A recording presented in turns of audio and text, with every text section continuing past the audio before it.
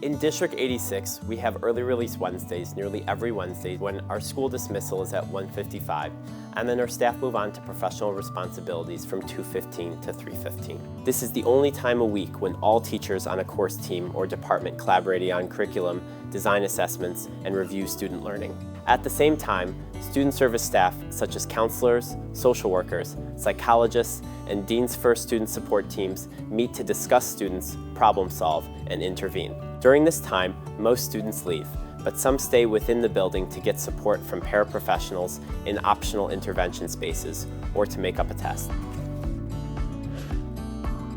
You just have to be realistic about what's best for kids. We are giving them the best curriculum that we can give them for 38, 39 hours a week, and taking an hour or so a week to just sharpen that tool and make sure it's the best we can deliver. Because there's so many different moving pieces to these teams and so many different calendars and schedules, it would be tough to do this kind of problem solving that really relies on all these different people in the building. It would be tough to do that if we didn't have this time. Because there might be something the science teacher is doing that really capitalizes on students' strengths and gifts and interests that math, English, the electives they don't know about. So if we can get everybody on the same page and knowing what works for this student, that can really only happen with face-to-face conversation with all of us in the same room.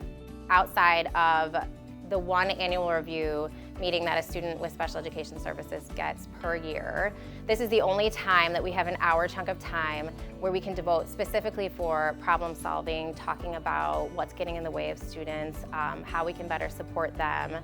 Other than this time, we would not have that hour of unchunked time where every important person on their team would be present to help with the problem solving. What we do is on Early Release Wednesdays, we bring together a bunch of students upstairs in the Excel room, and we sort of just help them with some test prep resources, give them practice problems, and give our sort of support that we can.